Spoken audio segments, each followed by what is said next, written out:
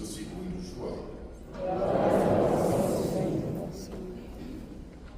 Jesus foi para o Monte de Oliveiras, de madrugada voltou de novo ao templo. Todo o povo se reunia em volta dele. Sentando-se, começou a ensiná-los. Entretanto, os mestres da lei e os fariseus trouxeram uma mulher surpreendida em adultério. Colocando-a no meio deles, disseram a Jesus: Mestre, esta mulher foi surpreendida em flagrante adultério. Moisés, na lei, mandou apedrejar tais mulheres. Que dizes tu? Perguntaram isso para experimentar Jesus e para ter motivo de o acusar. Mas Jesus, inclinando-se, começou a escrever com o dedo no chão. Como persistissem em interrogá-lo, Jesus ergueu-se e disse: Quem dentre vós não tiver pecado, seja o primeiro a tirar-lhe uma pedra. E tornando a inclinar-se, continuou a escrever no chão. E eles, ouvindo o que Jesus falou, foram saindo um a um, a começar pelos mais velhos. E Jesus ficou sozinho com a mulher que estava lá no meio do povo. Então Jesus levantou e disse: Mulher, onde estão eles? Ninguém te condenou? Ela respondeu: Ninguém, Senhor. Então Jesus lhe disse: Eu também não te condeno. Podes ir. E de agora em diante não peques mais. Palavra da salvação.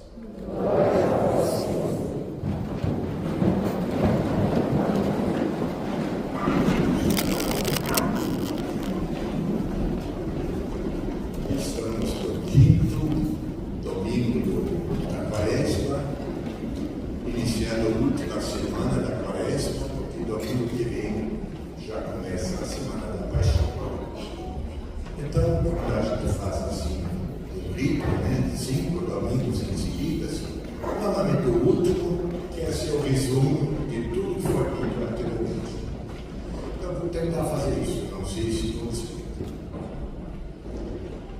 Mas, iniciando com esta figura de Jesus, eu conheço muito bem essa expressão que ele tem lá. Porque, afinal, depois desses 100 anos de trabalho, participei de dezenas de milhares de reuniões. E coisa mais chata do mundo é fazer reunião.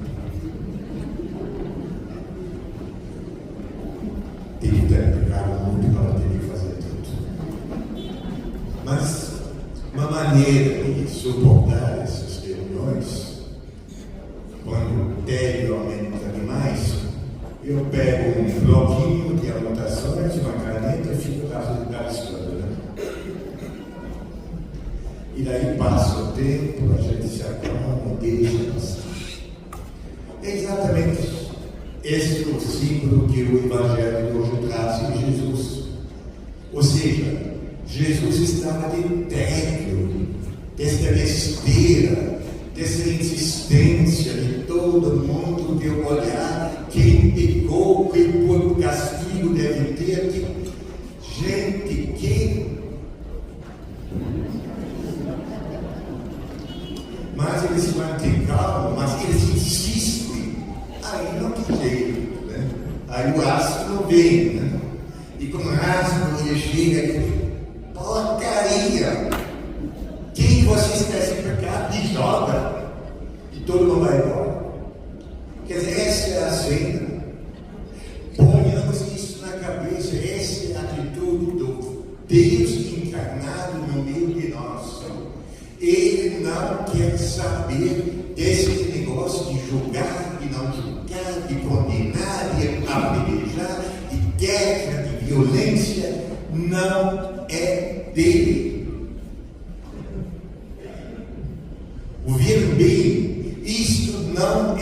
dele, não é de Deus. Isso é invenção humana. Agora, essas pessoas, todas elas eram profundamente religiosas. E a lei judaica religiosa mandava fazer as coisas desta forma.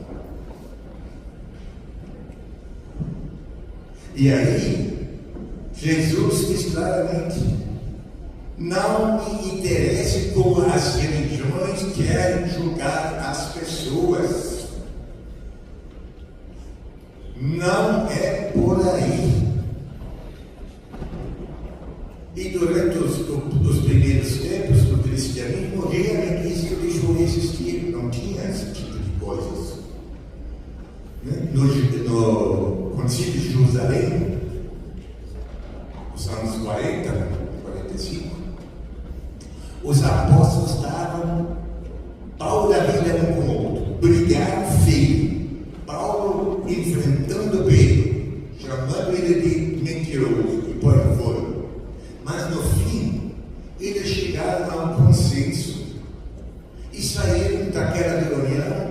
Todo mundo, vamos lá, vamos tocar a vida, vamos achar um denominador comum e vamos seguir o caminho. Ninguém ficou excomungado. Ninguém diz: eu sou o dono da verdade, e se você não vai como eu quero, rua. Isso não existia os primeiros 200 anos na igreja. Isso começou apenas no Concílio de Nicéia. É tardio. Mas a partir de lá, cada vez mais, e aí, na Idade Média, esta igreja que se baseia no evangelho como esse que acabamos de ouvir, coloca os que não concordam com ele na fogueira. Já pensaram? Que absurdo! Onde foi o desvio da mensagem de Jesus de Nazaré?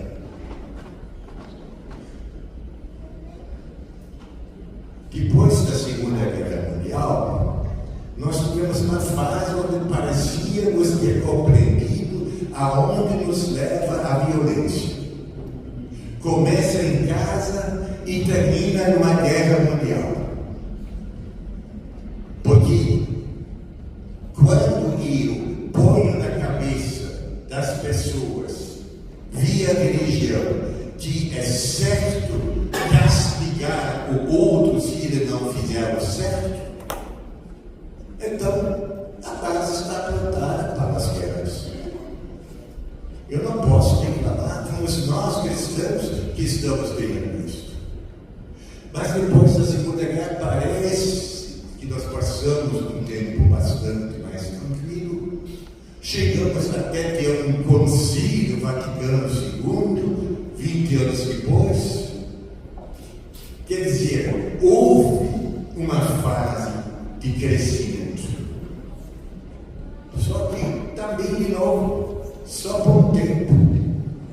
Porque de uns 20 anos para cá, tanto dentro da igreja, fora da igreja, todo mundo quer fazer outra vez justiça com as próprias mãos. E cata nos evangelhos, não importa, então cata no Antigo Testamento uma porção de punições e uma porção de coisas para isso é certo, isso é errado, e se você está errado, fora. Gente, isto pode ser até a Igreja Católica Apostólica Romana, mas não é cristão. Da onde vocês tiram esta mania de condenar alguém? Dos evangelhos me mostram um único texto nos evangelhos onde isso possa ser justificado. Não é de Jesus, é oposto a Jesus.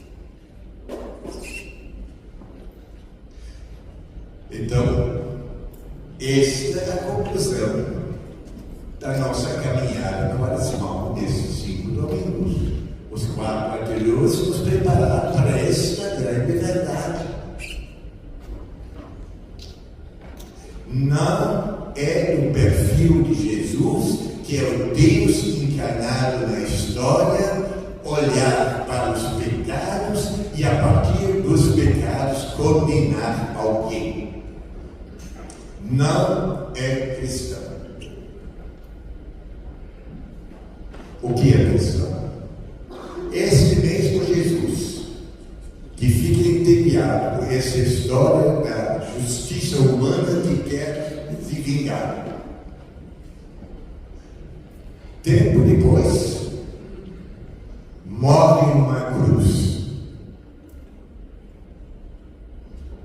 Ou seja, a lógica cristã é justamente o contrário. Se eu vejo você pecar, eu preciso fazer a penitência para te salvar. Esta é a lógica cristã. Se eu vejo ali uma coisa grave acontecendo, eu preciso entregar minha vida para a salvação do mundo. E não fazer ele ou ela fazer as coisas darem certo. O castigo não melhora o mundo. O castigo não resolve os problemas e traz a paz. O que traz salvação e paz para nós cristãos é eu me sacrificar por você. Dá para entender essa lógica? Então, é isto que a Quaresma precisa nos trazer como atitude. De vez em quando vem uma senhora, principalmente nesse tempo de Páscoa, né? Eu falei, a igreja manda confessar, mas eu não tenho pecado. E ela tem razão, conhece a vida dela, gente, uma vida tão tranquila. Mas o problema não é isso. O problema não é confessar o pecado. O Evangelho não é isso. O Evangelho é o convite a viver como Jesus viveu. Então, se você quer se confessar, não, tanto faz, mas você agora querendo viver isso, não se pergunta quais foram meus pecados. Deus não lhe pergunta isso. No início, do primeiro canto, ainda nós cantávamos, perdoai os nossos pecados. Não, tudo bem, perdoai os nossos pecados e vira a página. Agora vem a segunda página, e essa é central. Eu lhe pergunto, e eu me perguntei essa semana inteira, o que eu vivo realmente é a experiência cristã?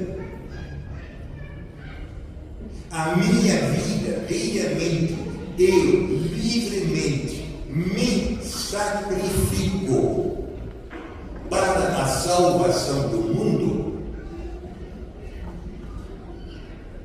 Esta é a questão. Esta é a questão. Esquece os pecados, você vai falhar, eu falo, todos nós falhamos, e depois nós levantamos e vamos embora, vai ser a próxima queda e vai assim. Isto não tem importância.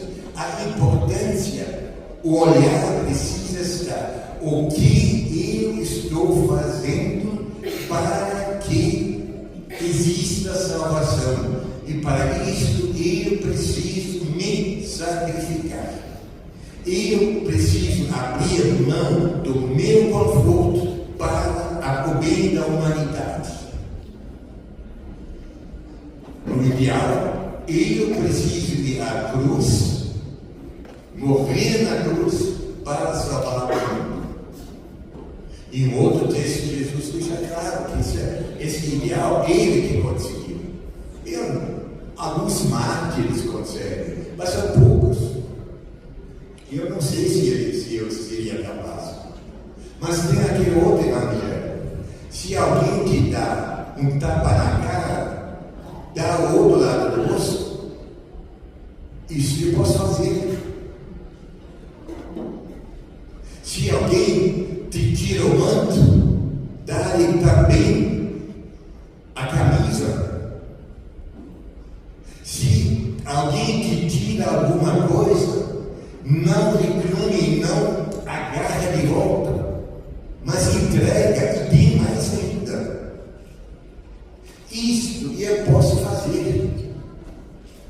Primeiro, com um brinquedo de criança. E durante a vida, cada vez mais, até um dia que eu realmente entender que tudo que a vida me deu para eu devolver aos outros com juros e correção monetária. E aí pega, né? Porque olha como todos nós somos judeus, né? E no bom sentido. Não estou perguntando, mas nós chegamos até lá. Todos nós sabemos, quanto mais forte o meu bolso, tanto melhor eu sou. Né? Quando eu tenho uma segurança econômica, então eu posso andar reto. Porque não preciso de ninguém. Eu trabalhei, eu lutei, eu fui bom, passei um concurso difícil, me esforcei a vida inteira. Olha, Deus, olha para mim, porque eu dei certo. Isso não é pensamento judaico, não é pensamento cristão. Se você quer ser cristão, comece a aprender que ao menos uma parte daquilo que você tem pertence aos outros. Se você conseguiu estudar num colégio bom e hoje sabe mais matemática dos outros, você não sabe para você. Você sabe isso para repartir com os outros. Se você entende mais de história, de sociologia, de não sei o que, não é para você. É para você, com isso que você sabe, abrir os caminhos para os outros. Qual é o jovem hoje no ensino médio que entende que ele está aprendendo para servir aos outros? E não para passar no vestibular, para passar uma boa faculdade, se possível de graça, ser doutor, ser não sei o que, não sei o que. Está errado.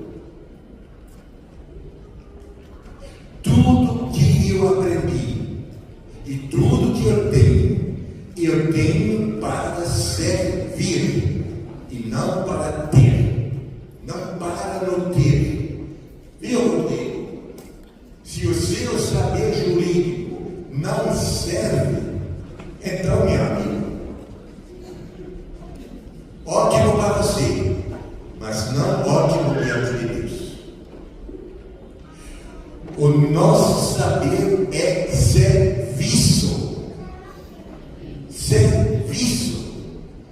Tudo bem, eu preciso ver que o serviço seja me pago, tudo bem, nada contra. Mas eu não sirvo para ganhar. Eu sirvo mesmo não ganhando. Estão percebendo a ideia, o fundamento cristão do existir? Ou seja, vamos esquecer um pouco dos pecados, deixa de lado essas questões, primeiro casamento, segundo casamento, quinto casamento, não sei o que, tantas coisas, esqueçam, isso não é importante. O importante é a pergunta que você precisa se fazer. Você que está aqui você hoje serve mais do que no primeiro? Porque se isso aconteceu, parabéns. Nosso serviço, nossa vida é servir. E fora disso, não é questão.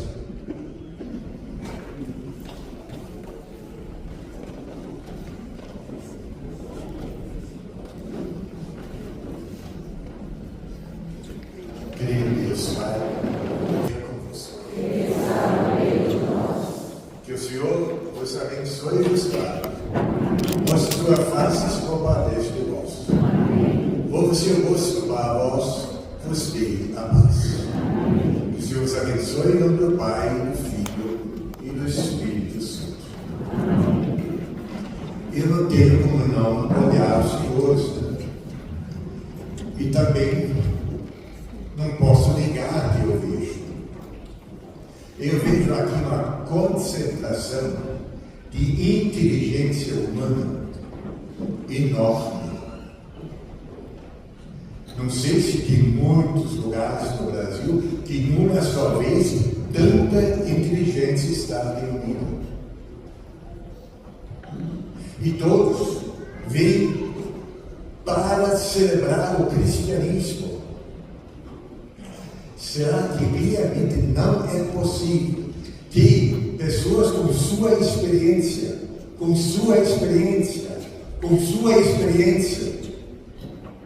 junto com outras, não consigam encaminhar de novo uma virada para a paz, para sairmos desta violência? Não quero ter razão, acho métodos. Não adianta dizer que eles estão errados, ou aqueles estão errados. Nós precisamos que a sua inteligência, a nossa inteligência, crie métodos para sair desta roda viva que nos encontramos. Te convido, você que é cristão, pense, use o seu conhecimento, a sua elaboração intelectual, para realmente trazer de volta a paz, ao menos aqui num pedaço de Brasília, e de paz que o Senhor nos acompanhe. Fátima.